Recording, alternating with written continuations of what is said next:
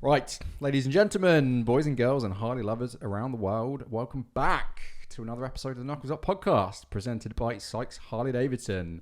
Knuckles Up is a dive into the world of all things Harley, recorded at the illustrious Sykes H-D, the South Coast premier destination for all things Harleys, nestled in the beautiful Sussex South Downs. I'm Elliot from Sykes Harley-Davidson. I will be your host through this wonderful journey of all things Harley. The Knuckles Up podcast drops on the last Friday of the month. You can watch and subscribe over on the Sykes H-D YouTube channel, and you can listen wherever you get your podcasts. So we're back again for yet another episode. I'm getting through them quite well at the moment. For those of you watching over on our YouTube channel, you will see that I've got two guests next to me for this episode. For those of you listening, you do really need to go and subscribe to our YouTube channel. You get to see the wonderful faces of everybody that we bring on board, and you get to see two strange gentlemen sat next to me. So without further ado, everybody, please welcome along Mr. Damo and Mr. Seb from Bobhead. Hello, chaps. Hello. Welcome along. Elliot. So, Thank you, Elliot. yeah, so you see, like, he's learning. Everybody now coming on board is learning. You need to talk into the microphone. You never close your eyes anymore. Is that your karaoke song? Yeah, it is, mate. Yeah. I mean, he's got a voice of an angel. I will say, for the more southern listeners amongst us, I can always put, translation on the bottom for anyone that doesn't speak northern. Yeah. So, chaps, thank you both for coming down. It's been a bit of a mission for you guys to come down yesterday, right? Bit of a long haul from the north. Yeah, we could have got to Dubai quicker. You probably could have. How long did it take to come down? It wasn't. It was 8 hours. 8 hours. So you can tell which one drove, can't you? You can tell which. Is that the northern thing though? It's like making things more exaggerated. It was like 10-minute drive. No, 8 hours. No, it was definitely 8 hours. Well, even if it weren't, it felt like it. Well, we appreciate you guys coming down. It's a long drive. Like I say, to clarify for any of our hard of hearing listeners, we'll put some translations down the bottom for anyone that doesn't speak northern. That's going to be an ongoing thing, isn't it? Taking the piss out of the whole north-south divide. How much can we milk out of that before I start to get flack from you guys? So we have a very loyal customer base. I'm sure they'll come to our defence. Yeah. Well, that's kind of it. Like, maybe there needs to be I don't know, Bobhead versus Sykes charity boxing match or something to that extent. Yeah, I mean, yeah. I'm not fighting anyone. I'm broken anyway. Like, broken collarbone at the start of the year, so I'm out injured. Right, so fellas, for anyone that doesn't know you or the brand, give us a quick intro into who you are and what Bobhead is. Do you want to take this, Seb? No, I'll let you talk. You're talking. Fighting amongst yourselves already, boys. So basically, we started 5 years ago, 2018. Basically as a passion project. Without going too deep, we've always something we wanted to do. I've always had an entrepreneurial streak. I've done a lot of stuff on the side as well as my full-time job. But Seb wanted to kind of do something with the bikes. We're both really passionate about bikes and grew up around Harleys and stuff. So he wanted to do some clothing, and I was just like, we can do it, but it's a lot of time and effort to do that. And he kind of mithered for quite some time. And long story short, we kind of made the decision to do it because we lost some friends, and I needed Seb to kind of concentrate on something because it hit him quite hard. So I used that to kind of give me something to focus on, and literally over a brew, I designed the logo, came up with a name, and basically we put 1,500 quid in each. We got some samples made. And then we were happy with the samples, and then we, went from there, and it kind of naturally gained a lot of traction very, very quickly. And then kind of we did it 4 years as kind of a passion project, and it was hard. It was hard work, I had 3 jobs at the time. I had obviously a full-time job, consultancy, and then Bobhead on top. Seb was running his own building business. And kind of when we get home, we'd have to pick up the customer service side, the marketing side. Luckily at the time we had family members chipping in with the deliveries. So we had like my mum and dad helping us, and obviously my wife and things like that. So it has been kind of a real family thing to get where we are. But then it was kind of, especially during COVID, when we were able to concentrate on it 100% and put more time and effort in, it grew even faster. Yeah. So then it was kind of like, do we make this decision to go full time?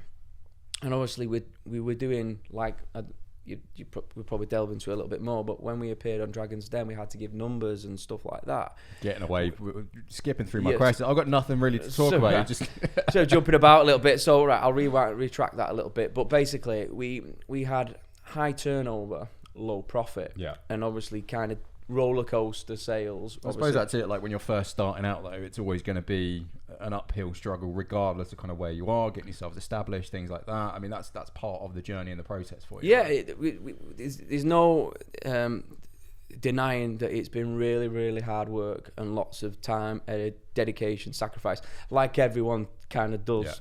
Yeah. And our friend, Danny says that you've got to be prepared to do stuff that other people wouldn't. And I think that's why it's very cliche when people say you've got to be passionate about what you do, because if you're not, you're crazy. You've got to be crazy to do the hours that we were doing. Yeah. and the risks that we took. But obviously, it got to the point where it was like, do we do this full time, yes or no? And it was kind of like, currently, even though we have the turnover, we don't have the profits to sustain. Not just me, but Seb as well. Yeah. Because we both done quite successful in our careers. So is it a case that you both you put a clean line in the sand for what you were both doing, and then you were wholly focused on Bobhead from there on in? I mean, at what point did you go 100%, both of you fully behind the Bobhead? It was Seb kept pushing for it. He was really unhappy in his job, and obviously I kind of got to a good place, but I'd gone from being freelance to client side, and it wasn't nice, regardless of the wages that we were both on. And it was a flight to Cyprus with the family. I had my laptop on the plane. Been a massive fan of Dragon's Den for the last 20 odd years. Who isn't, right? And I applied for the Dragon's Den on the plane. Fast forward 6 months, I'm sat in an office in Manchester, and I get a phone call from a guy at BBC. Hi, it's such and such from the BBC, Dragon's Den, and received your application. Have you got 5 minutes to talk? And I'm like in the middle of typing away and whatnot and seeing to my team. So I just kind of said, can I ring you back in 5 minutes? Does anybody want a coffee? So I nipped outside.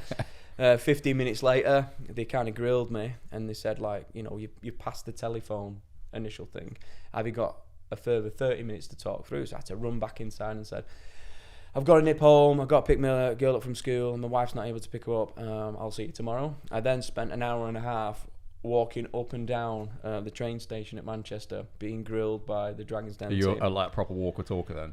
I definitely put some. I suppose under the pressure as well, you need to get the pace on, right? Yeah, and I think the more questions asked, the faster I walk, the further I got. But I then, on the car on the way home, I said, Seb, you never guess what? The Dragon's Den's been on. And I don't know if you remember your reply. Can you remember what you said? He said, rather than well done, our kid, it was...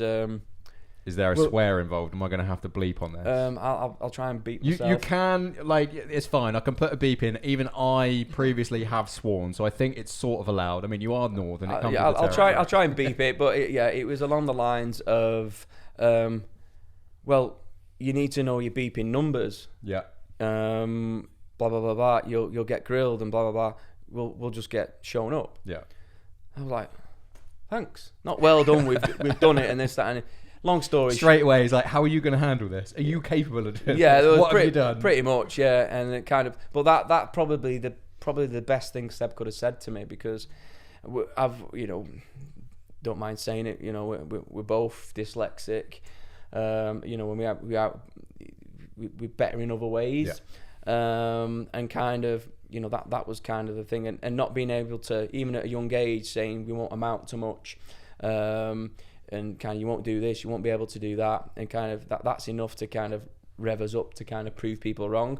So with even my own brother saying, well, it was enough to say, well, I'll go home, and I wrote a pitch. Seb then came round, and kind of the next stage of the Dragon's Den is obviously you do the telephone conversation. They then do some checks, and then they kind of said, you've passed that. What you have to do now is you need to pitch to the camera as if you're on Dragon's Den, and then submit that. So I wrote this kind of piece down, and kind of we tried memorise similar it. to what you've done there, Yeah. like reading off your... We just literally write a script, sit in front of a camera, and go, this is this. It's the only way I can get through stuff is like writing everything down. I get lost otherwise. So it was, you only have to do 3 minutes, but we must have been take 86. So that pressure is all you want to make sure it's flawless, right? Yeah. I mean, the opportunity that you get to go on to the likes of Dragon's Den, it's like you don't want to mess that up, right? So we were in my garage. We had the iPhone propped up, and then I found this app which could literally, Oh, your teleprompter stuff. would come up. So we used that, and we nailed it first time. Nice. And then we got the then kind of got called. Yeah, you've passed that, and then it was kind of like, right, we're going to be on Dragon's Den. No, you need to do due diligence. And basically, the year before, there was something like, I can't remember the numbers, but they were very similar to 120 offers. Only 8 offers went through, and out of them 8 went through, only 2 signed up. It was really minute, and then the press got hold of it and said it's all this, that, and the other. And basically what it was saying, that people were going on and saying they were doing X, Y, and Z, but then when they do the due diligence afterwards, they got nowhere near them numbers. So to prevent that happening again, the Dragons BBC wanted to do the pre-due diligence before. So I've got this folder like this. It's unbelievable, and doing that whilst holding down the jobs, the day-to-day of Bob, it was a lot. It put a lot of stress on me. I can imagine. It's not my strength. But then it's rife opportunity. You don't want to... You've got to look at the end. Yeah. Yeah. So we then did that. We then passed that, and then it's kind of right. Can you make this date? So we were on Dragon's Den. First one's on. Yeah, so we turned up though the day before, didn't we? We stayed at an hotel, and we turned up the day before on our bikes. Revving it, and it was literally all the sound guys came out. Like, turn it off, turn it up, we're filming type of thing. So it was that like an Easter egg in like a previous episode? Like, listen out for the Bobhead boys. Yeah, so it was, straight away we made an impression. And then not necessarily a good one with well, and then we kind of turned up the next day, and obviously the 3 minutes, the figures, I think there was 16 sets of numbers that I needed to memorize, and I learnt them all parrot fashion. Obviously I knew them, but it's how you get to that number, and what it kind of, that's under points of association almost, don't it? It's under that the spotlight. It's a lot. And then on the day they kind of walk through, you need to stand here, you need to look at this, talk to that, blah blah blah blah, and then you kind of talk to one set of people, then the producers, then the executive team, and then I'm relaying the script to them. I get 30 seconds in, I forget a bit. Next time I get a minute and a half in, and then the third time again I cock it up again. So before I even go out, I planted this seed that I can't complete my speech. So there's a part where Seb gives all the social numbers, and we're in the lift, right? The whole part of the lift was we wanted both to come out the lift on the bike. So is the lift an actual lift, or is it all just smoke and mirrors? Smoke and mirrors. It is it's smoke and television, mirrors. Yeah. They open the doors with string. Not even like Star Trek style, like you're just literally someone pulling it over. There's a little rabbit hutch that kind of a guy slides and goes, because they wanted Seb to start his engine in the lift, because they didn't want they wanted to shock the dragons and get their reaction. My bike was already out there because mine wouldn't fit in the lift. Yeah. So I was all kitted up, standing, walking in, whereas he got to ride in on his bike. So he literally opens a rabbit hutch and goes, now, shuts the rabbit hutch. He then fraps it up. And then obviously they open it. And again, if you watch the YouTube or on iPlayer catch up, you see Deborah and Zara both go, kind of get the shock. Because I mean, that's the thing. It's like Harleys as a whole is a formidable sound, right? But in an enclosed space, chopped out 48, short shot exhaust. Like that's loud at the best of times, right? Yeah, yeah. I mean, proper making impact, like first impressions. Yeah, how the sound team managed that was, in itself was a trait. But then, literally in the lift before he starts the bike, he goes, "Day, I can't do it. You're gonna have to do it." Drives out, and I'm like. So he absolutely dropped me in it literally seconds before. Not even with like the social numbers or anything. You're just like, no, not me anymore. You're the mouth. Your contribution at the beginning was, I'm Damon, I'm Seb, and we're the Bobhead brothers, and that was his intro. Pretty much. I'm the quiet one. Is that why you just left into it? You're like, look, I've done my bit. I've loud as possible, rolling on the bike. Yeah. Don't need to do anything else. So what was the dragon that actually went for you guys in the end? So that process as far as pitching, I mean, did you have like a thought in mind of one of the dragons that you potentially wanted to go for? The interview, obviously it was chopped down, so I think our segment was 17 minutes, but the grilling was 3 hours. So you're in there for a long old time. Long time, and I obviously relayed the numbers, and then I got Tuka went at me, then I had Zara question the numbers, and then Deborah questioned the numbers, and then kind of Peter came to the rescue, didn't he, to say, his numbers are right, you just misinterpret them right, and every dragon misinterpreted them. Yeah. But obviously it flustered me, all the colour went out. I suppose that's it, the pressure of some of the most successful business minds in the world, really, and then all of a sudden you're on the back foot with like, am I actually talking about the right thing? It must be like really heartbreaking, I guess, in a way, to keep your composure in that situation, right? Well, my thing was, and then going back to, when I phoned Seb in the car to say, get your numbers right. No, numbers.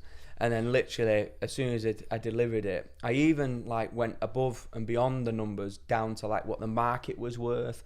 And then they didn't show any of this, and it didn't show you the mess and everything else that I was in. It kind of edited that out. I suppose it's like a saving grace in a way. Like they make you look good for television. Yeah, and some people not. But the thing was though, after watching it back and how Tuka interpreted the numbers, I actually was right. It was Tuka that misinterpreted the numbers. Yeah. But anyway, the long of it was that we came across really well. We got lots of positivity. And as far as which dragons we wanted to use, again, that bit was edited out. I said, I would like all the dragons. I would like Tuka fought, and Zara interrupted and said, don't pigeonhole us because that upsets us as dragons of what we specialise, because we offer lots. So I then kind of, without saying the name, I looked at Tuka, Zara, Deborah, Stephen and Peter in the area that I know they specialise in without saying the names. Yeah. So I was like, Tuka, I didn't, obviously not saying his name, I said, we're looking for someone that can help us out with our supply chain. We're looking to break the American market, which is Zara. We want to integrate our brand with big events, which is Deborah.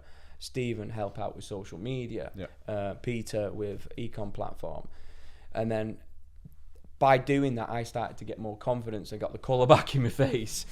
And then it was all kind of uphill from there, wasn't it? We kind of got to grips with it, and we got compliments from all of them. And then, again, on the actual video, the way the dragons kind of drop out wasn't the order they dropped out. Zara dropped out first. It was either Zara or Steve, wasn't it? I think when Steve dropped out, I think we thought we weren't going to get the investment then. But yeah, I suppose that's it. It's knowing as they're starting to drop out. Yeah. You've almost like gone on this journey of being like knocked down with your numbers and stuff like that, and then all of a sudden there's a bit of interest and you're piquing the interest, but then as they start to drop out, like it must be like heart in the mouth kind of sort of feeling. It's a roller coaster of emotions. You like I said, you've got the pressure. You've been watching the program for 20 years. You've got people that I know the expectations. And you've gone through this predicament before and weeks before that this was going to happen, and obviously all the build up behind it and what's riding on it and everything else. And obviously one of our strong points has always been the social and the numbers and kind of stuff. So Stephen was very positive, and he was sitting back and he was asking us questions, and you could see Peter was very interested Stephen's take on it, and obviously Tuka's. So I think it was either, like I say, it was either Stephen or Zara that pulled first, but there was 15 minutes where they didn't speak, any of them. And it was Peter that said, guys, the fact that you've silenced all the dragons for 15 minutes is very positive. So that's like, oh, great. Riding up again. But then Stephen Stephen or Zara kind of pipped up and said, Zara was, I love you guys, but I hate motorcycles. For that reason, I can't be involved. Then Stephen is obviously a Manchester boy. We're Manchester boys. Because of my background, I've idolised Stephen Bartlett, and I know his journey. Yeah. Prior to before his kind of stardom now, I actually applied to work for him 3 times. Without succeeding. So then to get knocked by him as well, it was kind of running, kicking the balls. But then it was kind of Deborah, and Deborah was like, your quality, your pricing is really, really good. You've got something here. However, I have a leather company, and there's kind of conflict of interest. And then it was silent again, and then Peter kind of went, right, I'll tell you where I'm at. I'm in, but only if Tuka's in. And it's like, but Tuka's basically not give us the best of rides. He's really kind of stripped us to pieces, kind of say, your numbers are adding up, and for it to work you need this and that. Da, da, da. So when Peter said that, we thought no chance, but then he kind of went, I'll give you guys a hard time. But no, it was a leather jacket, weren't we? Kind of turned it round with a leather jacket, and then he kind of was like, you could see his mind ticking, and then he went, do you know what, I like you guys, I'm going to make you offer, I'll match Peter's. But obviously what Peter and Tuka came back with was obviously more percentage than them. And what was the final offer that you guys actually agreed on then? 15%. It was 30% for 50,000, which, you know, we've had very little negative feedback from the show, but you could call it negative in the sense that people said that we sold out too much for too little. Yeah. But it was never about the money. It was about the infrastructure. It's the wealth of knowledge that you can't ever really put value on, right? Yeah, and kind of the doors that can open. Granted, it was more than what we would initially give away, but we actually went back and counted to say, would you reduce the amount if we paid back, you know, the money within X amount of wherever. And this is to me that confirmed that we wanted to do it. Yeah. Is that Peter said that they're in it for the long run, not the short run, and that's for me and Seb that was kind of, well, good. We don't want someone that's in it for the short run. It's knowing the longevity of it, and that someone wants to back you genuinely. You're going to force him to talk now. That's it, Seb. Just getting away. It's Dragon's Den all over again. Should have got 3 microphones, so then it's like no pressure. It would just sit there quietly holding a microphone to himself. He does all the talking anyway, don't you? What do you want? What do you want to know? Does he just like the sound of his own voice? Is that what it is? Yeah, pretty much. Is that just a northern trait? He's good at talking. He's good at talking. To be fair, he is good at talking. I'm useless. So I mean, you got away with the whole thing of just rolling on your motorcycle and then shut up for the best part. Basically, basically. So you got the easy job. Yeah, just look good. So I mean, it's got to be a weird one, right? If you feel that you're already on the back foot when you go into there, but seeing Damo go ahead with it and everything, and that must be a wild journey for you as well, because you're kind of like there watching everything evolve, going on in front of you. Yeah, I mean, from an observation perspective, it must be pretty nuts. Yeah, it was nervous, especially when Tuka started to tie him up a bit in knots with the figures, because obviously his nerves on the day, and seeing how nervous. Yeah. My brother is quite a confident person, and to see him on the day of the Dragons, he was quite nervous, and then that affected me because you can see I'm nervous right now. You just get like further and further into a little ball.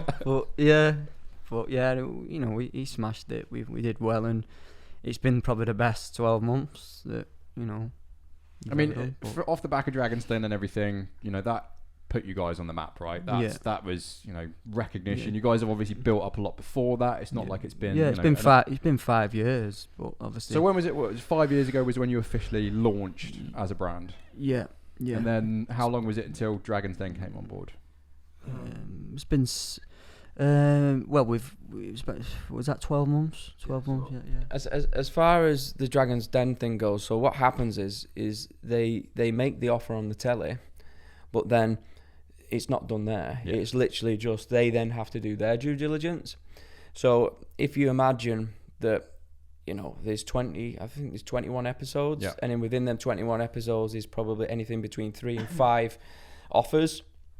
Times that by 10, there's 50 offers. That's 50 due diligence pieces. That's a lot of paperwork. A lot of paperwork that they have to do. Yeah. So it was a number of months before they got in touch. Then there was some of the stuff that we're asking we didn't have, so it went on close to 12 months, didn't it? And then we were supposed to sign in December of last year, and then we only signed in June. So we had the public eyeballs on us, and we probably had our best month, which was March. It outdid January, February, but then after that, it was all us. And everything that we've done this year, that we're in Harley dealerships, we've travelled the world pretty much this year. We've done some fantastic things. We've sold to 77 countries this year. We're growing month on month. That is all us without any of the Dragon input. And like I say, they won't do anything. So once you get the signature, then they kind of leave you to see you running. And basically they're there ready and to look at you after the 6 months. So that's kind of what stage we're at now. It's quite the journey, right? So we're going to take a super quick break just so I can do my camera off and on again. So we will be just back, listeners. Stay with us. Stay tuned.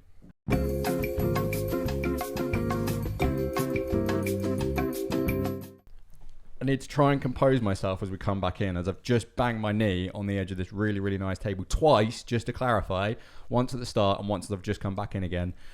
And I'm not going to lie, I'm in quite a lot of pain right now, but let's crack on with the podcast. Professional as ever. All right, let me get the script back up. I mean, super professional podcast. It's not Joe Rogan by any means. I needed Jamie to do the whole, pull that up, Jamie, and sit at the other side of the table and ask you guys if you've ever done DMT. That's the standard, right? So, right, we've obviously spoken Dragon's Den, things like that, but let's go back to the origins. Why is it called Bobhead? Why is it called Bobhead? So, in the north, Manchester, if anyone was kind of crazy about something, or there's the kind of the term madhead. If Manchester, you're crazy, mad. But then if you were passionate about something or crazy about it, he's a proper gym head. He's a proper bike head. So that mixed with bobbers, bobber, and shortened it to Bobhead. Simple as that. Simple enough. I mean, if only getting to brand names was that easy, right? Yeah. And why the skull? Why the skull? I think it's bike synonymous, isn't it? With Willie G with Harley-Davidson. It's that kind of iconicity, I guess, to it. So, I mean, as far as kind of where you guys have come from, background, things like that, we've obviously touched on that. I mean, it's a big jump, Seb especially, going from running a building firm to then starting a fundamentally big behemoth of a bike brand. I mean, that's got to be a bit of a jump up for you, right? Yeah, I was sick of my job, working out in the cold and grafting, and it's just aching every day and coming home filthy, and it's just something I've always wanted to do, and love of bikes and stuff, and growing up with my dad, he's always had Harleys and picked us up from school. So you guys have been ingrained in motorcycle. Yeah, we've always from an early age, we've always had motorbikes, all the way through our life. So yeah, it was a jump, but it's something I always wanted to do, something different. It's just been the last 12 months. It's just been great. Doing something that, to me, it's not work. It doesn't feel like work. It's just like you're doing something that you love. It just, it just. What as they say, you find a job that you like and you never work a day. Yeah, well, that's what it feels like. Yeah, it gets hard at times, but it's to me. Knowing what you're putting into it. I mean, yeah, and the reward you get off, the customers, the feedback you get, it's so rewarding. I'd say the community you guys have built amongst your brand, is phenomenal. I think it's that point of recognition where people see other people with Bobhead stuff, and you've created quite a tight knit community. Like anything in it, the more time and effort and hard work you put into something, it shows, doesn't it? And that's what me and my brother have done to build Bobhead. Do you know what I mean? It's just pure graft of passion and doing something that we love. And so you talk about the influence of the old man as well. He's obviously been a big part of you boys with your upbringing and everything with Harley-Davidson. He's obviously a big part of Bobhead as well. I mean, how does the old man factor into Bobhead? What's his involvement? I mean, does he make sure you boys are doing the right things and not being idiots? Yeah, pretty much, yeah. Quite the character as well, isn't he? You know, he's more famous than you two. Yeah, he is. He's. I think everyone loves my dad. What was the one that you mentioned to us? Yeah, we was on a podcast and he had 60,000 views overnight. And on Danny's vlog. Yeah, it was for the charity ride. Yeah. And what does he open that podcast with? Hey YouTubers. Hey YouTube as well. We'll bring him in a minute. But he's he's been a great dad. He's helped us along the way, on the journey with us, and it's great to have him involved with it, to come on the trips and the business trips and to ride bikes with, it's memories for life, innit? And to video it as well. It's something that we can always look back and show our, grandchildren. Memories that you guys have created like that has got to be. That trip we did with Danny, it's probably one of the best trips I've done, and memories with my brother and my dad, So for anyone at home that doesn't know Danny to you guys, aka the $1 Million Bogan, big YouTube out there. If you're watching, Danny, hello from everybody here at Sykes. We are big fans of you. How did it come about, Bobhead, with getting involved with $1 Million Bogan? It was through Mark, who used to do the reviews on your bikes. Yeah. Mortal New Rider. He got me into watching YouTube. I used to love watching his stuff. Shout out to Mark as well. Yeah, shout out to Mark. Yeah, absolute legend. It's a shame that he didn't carry on, because he was our first one we sponsored, wasn't it? So and he put us onto him, didn't he, Danny? And then you had emailed him, hadn't you, to say So we'd watched him, and obviously I remember my mum and dad come around to my house on a Monday, and then I show him my dad, and he was just in stitches. It's the Indian trip that he did, Mount Everest trip, and it was this particular one where he's in the hotel and he'd ordered his chicken curry, and this kind of rat comes on a plate, and he just his facial expressions, him smashing his drone and losing it, and he just had us in stitches. And I emailed and said, you made us laugh. You're a Bobhead. Here's the website link. Go on there, pick what you want, and we'll send it you. And at this time, he had 10,000 followers, and we were pretty much the same. So we've kind of grown at a similar kind of rate, but obviously not on different platforms. And the relationship just grown from there. And then fast forward it 3 years, he went on to Big Brother. Yeah. Came out with that and kind of had a massive public awareness increase. And then he said he was going to do a few trips, and he wanted to give us the opportunity to sponsor him first, because we sponsored him when no one else would. And basically he gave us a figure, which was something we had to think about. And at the time, being part-time, it was pretty much close to a year's profit. Yeah. And obviously, it was this is kind of where it kind of having the job and doing Bobhead kind of worked, because we were able to make them calculated risks, because we were still getting paid from our day-to-day job, and that was why knowing that you've got wages coming in at the end of the month, kind of thing. We were able to do that, but nonetheless, it's kind of 12 months, to do it type of thing. So, well, we with my background, I know the power of it. And for us, it was a calculated risk. We were bringing new products out, weren't we? So we did it. And the only condition that I said is that we'd want to split the payments, which he was cool with. And then that he would come to the UK. And he agreed, and he made a divert in his trip to come and see us. And off the back of that trip, he ended up staying at my house. Him and my dad got on like a house on fire. And we got really, really close. And then off the back of that, he invited us to Australia. That's how we ended up in Australia. And kind of we were his guests when we went there, and he looked after us. So I'd say it's less like a business transaction now. It's more like friends. Yeah. I suppose you started out transactionally, I guess, because obviously you guys wanted something out of him, and he obviously wanted to be paid for his services as such. But I guess it must be, so nice to kind of know that you built that relationship with someone, and ultimately it's gone, far beyond that kind of business side of things, and you've built friends for life. I mean, again, like Seb, you said, the memories that you guys are generating by doing the stuff that you do, I mean, it make anybody jealous watching you guys go out there on your YouTube and your Instagram and everything. It's like, you do some pretty cool stuff, right?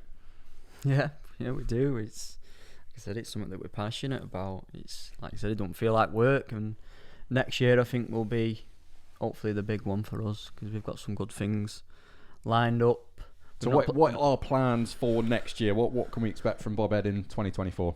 We've got protective jeans, protective combats. We've got a leather jacket coming out, MX jerseys. We've got MX new jerseys amateurs. really nice. So you had a different colour one on. Yeah, we've got yellow and black, white and black, and orange and black. But yeah, we've got these new boots.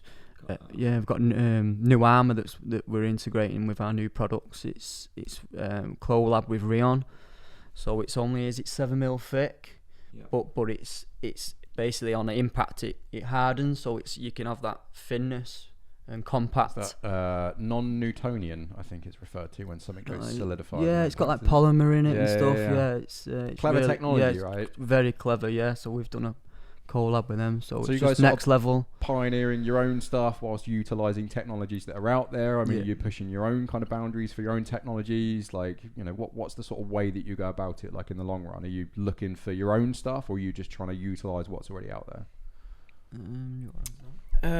Well, like with the Rayon thing, they're the chosen armour in Harley-Davidson US. It's compact, it's thin, it's flexible, etc., etc. So when we've done, research and listened to our customers, is even though we offer protective shirts, there is a large percentage that still take the armour out. Yeah. So our mission really is to find a product that gives you that flexibility, gives you the casual look that we're kind of known for, but above all keeps you protective. So it's kind of the ideal thing. So with Rayon, that's give us that platform to be able to do that. So all our products for 2024, our protective products, our PPE stuff, we'll have this stuff in. We brought some sneak previews to Sykes, and we're just getting the customer feedback, and straight away people are going, they try it on, they say, that's got armour in. What? Yeah, it's that good. So we're excited for that, and we've disrupt the market already, and we plan to keep on doing that. So lots of exciting stuff from you guys coming next year. Continue to from products wise, we've got hopefully some the American market's growing for us because of the stuff we've done with Paul Senior, Orange County Choppers, Burt's Barracuda, and doing the Sturgis trips. We've kind of. I mean, you guys are effectively a world famous brand now, right? Yeah, well, I mean, to sell to 77 countries this year is mind blowing, and for me, this is the kind of stuff that really is humbling, but is bigger than any monetary value in my point of view, because I'm a creative and branding and marketing my whole life, and know what it takes to get recognition. Yeah. So we were in Badlands in the middle of nowhere on a dirt track car park, and this couple came over to us and they wanted a picture, and they knew who he was and they got the gear. It was like, what? Do you know what I mean? It's from humble beginnings in like cold Manchester, and then over a brew. Yeah. My dad was in Wales having a meal in a curry house, and some guy come up to him and said, "Oh, it's Pauline off Bobhead." It must be so surreal, for you guys, right? Yeah, we're still pinching ourselves now, aren't we? It just feels like a dream, especially these last 12 months. It still doesn't feel real. I mean, that must be mad for you. You guys really are living the dream, right? Yeah. There's the cliche of, they're living the dream, but I mean, you guys. There is 100% we are, but I'm a workaholic. You guys graft. That's there's no way about and that. And Seb is, but I am next level. I don't. It's a blessing and a curse. I can't switch off, and I've done that for Bobhead, and I've done that for previous people I've worked for. I've done it as self-employed, and even myself, very recently. We've been doing 7 days a week for the last 12 months. Long days, and it's 3 people at the minute who are full time. Obviously, me, Seb, and a guy called Mike that we've took on. Hey Mike, recently. by the way. Hey Mike. We miss you. You should have come down. He's holding the fort in the shop. I know. Because we cannot shut. We can't shut. There may be one customer that comes and we need to be open. For that one T-shirt, Mike's there, like holding out all day. Yeah, but even I've had to kind of white flag a little bit. And obviously bringing Mike involved now, we literally rotate weekends, don't we? So we get, we do 6 days at each and then kind of have one weekend off. Bit of like life, sort of return in a way. You want to get your And that's one thing that people don't see. I mean, a couple of guys turned up yesterday and we're, one of us is sweeping up, the other guy's bringing the delivery in. And it's kind of, he said it, is that this is the side you don't see. But the biggest thing for me is the sacrifice, because we're having to do what we need to do to get the business where it is now with the people we've got doing it, is sacrifice on the family.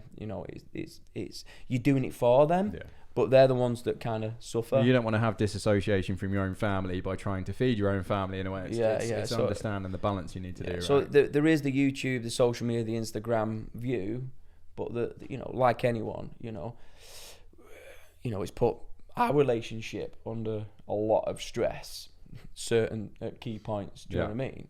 So we are human. I mean, we are brothers. But the main thing is kind of sometimes nothing's ever good enough for me. I always want more in the sense of, and that's kind of like I'm very driven. Who's the stronger out of you two, as far as like if it comes down to scraps? Who's the one pinning the other one down, going, stop hitting yourself, stop hitting yourself? Just do your research. That's all I'm going to say. Is there actual footage out there? Are we going to have to go into the rabbit hole? Yeah. Just Bobhead fighting. We'll organise a ring then. Maybe that's it. Yeah, we'll do Sykes versus You've Bobhead. heard it We'll do first. Bobhead versus Bobhead as well. But the thing is, I fight dirty, so. Oh, do you go for the nuts sort of thing? You like low blows. If there's any other brands out there that want to get involved in this psychotic motorcycle themed charity boxing event, I mean, I don't know what I've opened myself up into, but we'll get Steve involved. Get Steve Willis involved. can be. Steve is definitely a lover, not a fighter, though. Yeah, We could put Steve in the ring with my dad. That'd be fun. If anybody wants to see Steve Willis versus the old man Pauline, that's got to be a great one to get involved with. Send us some comments, vote for it. Let us know if you want to get involved. Name some charities, and maybe we'll make it happen. And maybe this is just a deep rabbit hole that we're going to regret talking about. So let's chat bikes. Obviously, you're a bike brand. We're here at Sykes Harley-Davidson. We are a Harley-Davidson brand. What bikes are you guys currently riding? There's the Bobhead bike, obviously. I'll hand it over to Seb, but you say what you got first. Yeah, I've got the Bobhead 48 bike that we built the brand round. But I want something new now. But I'll never sell that bike because we pretty much helped build the brand. So what motor is that on? Is it 1200? 1200, yeah. Any tuning to it? Not really. Stage it's got one pipes and air filter. Yeah, but I've put a 200 rear on it, chain. You got that chop back end as well. Yeah, I got chop back end, air suspension, and then I've got the famous jockey shift. Yeah. I just wanted to do something different than what was out there, and it's quite well known now. But we want to start doing bikes, just a few a year, just to help build on the content and stuff. But yeah, well, it sort of expands your offering at the end of the day. Yeah, I just want something bigger and more comfortable now. There's a few bikes I like. I like the Lowrider ST. I like the Street Glide ST. Anything ST. Yeah, anything ST basically. Motor, yeah, anything with the Lowrider ST, that 117 motor is a phenomenal piece of kit, right? It's got some power on it. Yeah, it's a great bike. And what about you, Damo? What are you currently on? I have 2 bikes. I have my anniversary Fat Boy. What year anniversary? 2003. The 100th one. To me, the only anniversary bike. It's a great looking bike. It's the nicest paint job by far. They deftly stepped it up. The black and the silver with like the pinstripes and the little detail. Yeah, the 100 in there. Yeah, it's but it's I've had a bit of trouble the last 18 months, but it's been sorted now. And then I have Slinky Bit Customs bobber with an Evo engine. Evo's so underrated as an engine. Yeah, it's to me it's the nicest sound. Potato, reliable. Evo's it's a bone shaker. There's something so iconic about them. Yeah. Right? But the thing was, when we did during COVID, I applied for a competition with Sky, and it was basically because no one was advertising. They give smaller businesses an opportunity to advertise. So they did the competition. We entered and we won it. And basically we got to do an advert for Sky. and I'd literally just got the bike, so it was great. Wanted to put it in the advert, and we're on Old Skipton Road, which obviously you won't know, but it was basically a country road, great surrounding scenery, etc., and we were trying to get this shot, and every time we're trying to get it, somebody walked in past, or a car or whatever. So we said, right, we've got one chance at this now. So they were hanging out the back of a Range Rover on this rig, and he said, right, now's the time to do it. So I'm leading, and as I'm behind this Range Rover, I'm thinking, that headstock looks to be unscrewing. So I kind of put my hand on it, and it was literally unscrewing. So we got the shot. I pulled over, and I'm like, God, my bike's undoing itself. my dad's like, give over. Fucking hell, it is. And not only was the headstock unscrewing, the wheels were unscrewing. And then later on, they kind of obviously tightened them bolts. And then on the motorway, we're getting a motor race scene, weren't we? And we were bombing it. And Seb passed me, and he's pointing at me. My engine, it was smoking on it. It was pissing oil out, beeping oil out. That's fine. You've already done an F-bomb in there. So well, that's 3 beeps we've had out of you now. I'm going to have to remember that when I go in the edit. It's normally me. And then the petrol tanker come loose. So it literally rattled itself apart. Pretty much, yeah. So my dad had to kind of literally went through every bolt and a bit of Loctite. But yeah, I love the bike. But it's the work of art. Yeah, definitely. So what about dream bikes? If it was any bike out there, what would be the dream bikes for you boys? For me, one of the best bikes of Harleys I've ever rode is the Lowrider ST. But if it was, I say, what would your last ride be? And for me, my last ride would be like your last dinner. My last ride would be, it'd have to be a Fat Boy. I love my Fat Boy, definitely. The anniversary one? Yeah. Specifically? Yeah, when it is running right, yeah. Seb, dream bike, what would it be? Are you both going to say Lowrider ST? I do like the Lowrider ST. It's more of an everyday bike, but I do like the Street Glide. The 117 motor, the application, when you look at the weight difference between like Road Glide, Street Glide, and then the Lowrider, it's like, it's a no-brainer, isn't it? Yeah, it probably would be. Be up there anyway. So always Harleys for you boys then? Yeah. You're always Harley purists? Yeah. We love that. We like Triumph, but yeah, Harley through and through really, but I wouldn't mind a Triumph. I do Harley podcast. Well, yeah, I do like the Triumph probably though, but yeah, but Harley through and through. We grew up with Harleys with my dad. He used to pick us up from primary school on his Harley. So what did the old man have when he was? He used to have an 883. A Sportster that was imported from America. It was an ex-police bike, and then he moved from that to a Fat Boy, and then pillion on the back, or do you just have to hold on for dear life on the back of a bumper? Pretty much, yeah. Come off at the odd time. Yeah, but cool. Scuff up your school uniform and things like that. Yes, thinking of fuel. I mean, have you guys have always been Harley guys then? Brought up with it and sort of always part with the brand, and I suppose the influence with the skull as well potentially comes from Harley, Willie G. Yeah, everyone's been into skulls. If you're into Harleys, you're into skulls. Not just because of Willie G. It's just something that it's the iconist. Like gothic, death metal. I mean, not all bikers are metalers. I suppose it's the Rock's connotation, the heavy metal, Sabbath and everything back in the day. Yeah. Skulls. I don't know what these electric bikes are going to do though. But not really much with a skull on the side of a live wire. No. I'm sure, you could probably... They're pretty psychotic bikes. You ever ridden one? No, I won't mind having a go. You should have a go. I've sat on one, but crazy I've bike. not. Yeah, it's got some power. Like the new Del Mar, I think it's 0 to 60 in like 2.5 seconds, and then 60 to 100 is like in a second and a half beyond that, and it's A2 license compliant. 0 to 100 in like 4 seconds. A2 license compliant. You need to have a go on one. We'll try and live wire if you're watching. Get these boys set up with the Del Mar. Great bike. That'd look kick-ass with the Bobhead kit on. Yeah. Let's not dismiss the electric bikes. Right. So I just need to have a quick look at the camera to make sure there is time on it. We might have to do another quick break because the conversation has been so riveting, guys. This is actually the longest podcast we've ever done. So I've got 2 lots of evidence. Everyone would have switched off by now. They're probably like, fuck, is it, I swore. There's a beep there. You're getting it's the influence from you guys. Right, so we're going to take a super quick break. We're going to go into our last segment. So please stand by, listeners. We will be back momentarily. We'll wrap this one up. We'll be nice and quick to get these guys off again. But yeah, stay with us. We'll be back in a second.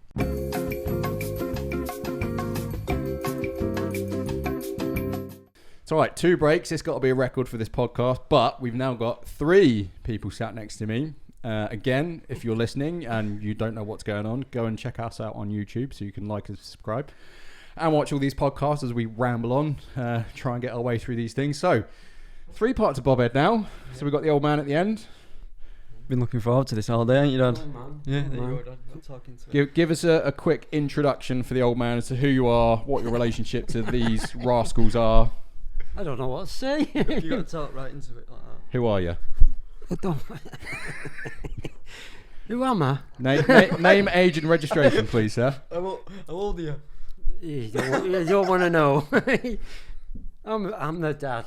That's it. That's it. Cool. That's riveting content. I'm glad everybody stuck around for this part.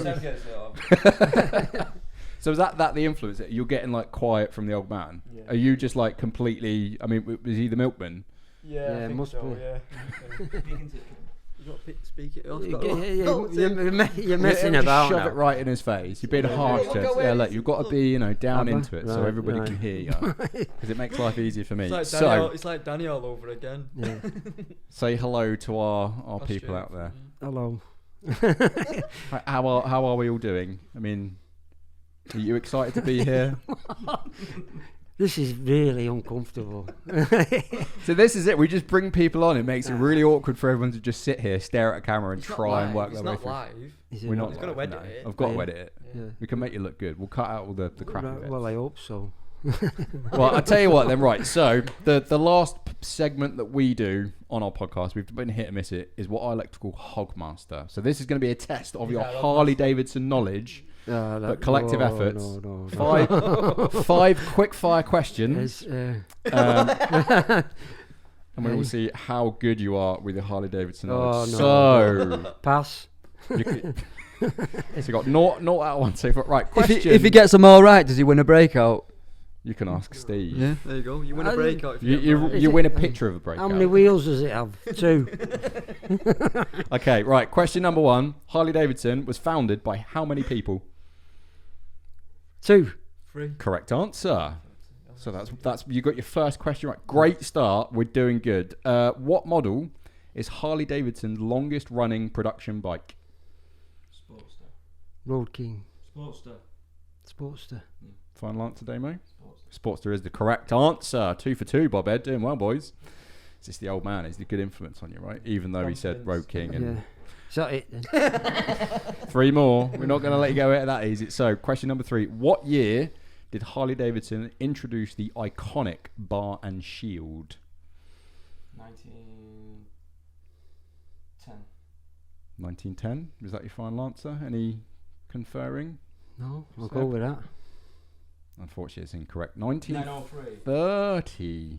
It was actually 1930. Okay. So it was actually quite late that they fully established the bar and shield. From 1903, like the impact of the brand going up through that. It was Harley-Davidson. Pretty much, yeah. It was the name, and then the bar and shield came off the back of that. So first one wrong. So we were off to a good start. See the answers first. See, normally I have them on my screen, but then a couple of people have been cheating previous episodes, so I've had to remove them down. Right, question number 4. What celebrity is famously associated with Harley-Davidson? Currently. Or right now, so I'm going more historic. So let's sort of 60s. Terminator. No. 60s. 60s. Famous That's celebrity. more Pass. your bag. Pass. It's more, you got to think about it. It's more your, 1960s. in 60s, that's when you were. There's a picture of a breakout on the line for you. Yeah, if you would get this right, win a break. No. I can't remember what I did yesterday, man. What's your PT? Curry. It was a good curry. Is that wasn't it now? No, you've got one. What celebrity is most famously associated with Harley-Davidson? 1960s. Elvis Presley. Correct. Yeah. Good work, Yeah. Seb. There we go. Right, final question, and then you get to go home and get away from this godforsaken podcast that's made you feel all really awkward and everything. So, in 1906, Harley-Davidson introduced a new colour to their single colour range. What was it? So up until from 1903 to 1906, Harley-Davidson produced motorcycles only in black. It's the whole Henry Ford kind of thing. But in 1906, they introduced a new colour. What was it? Not orange, is it? No. Is it the green? No. Silver.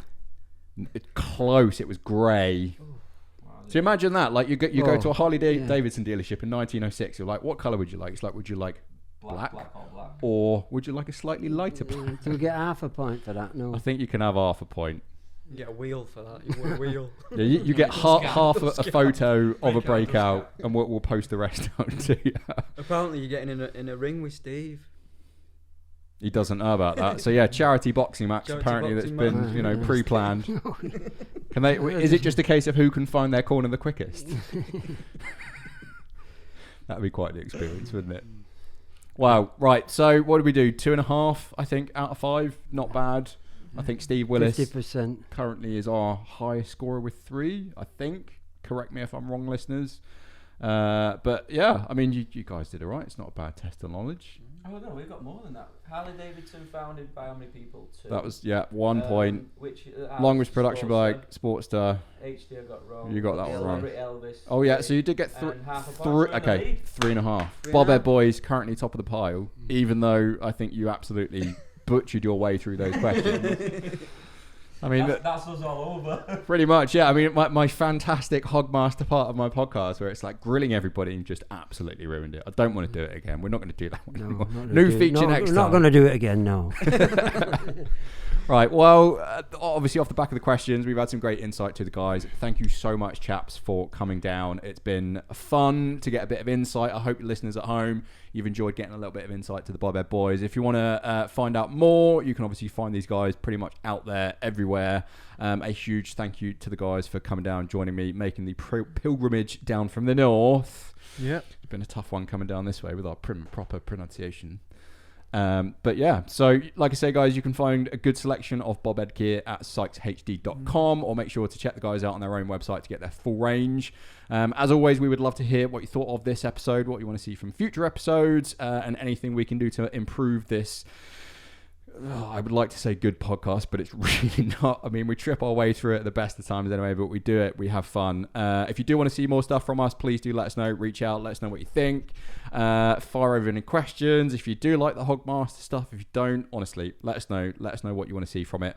As mentioned, the Knuckles Up podcast drops new episodes on the last Friday of the month. You can watch and subscribe over on the Sykes H-D YouTube channel and listen wherever you get your podcasts. So thank you again, everybody, for tuning in. This has been a bit of a long one. I've been Elliot from Sykes Harley-Davidson. These have been the Bobhead boys, and we will see you in the next episode.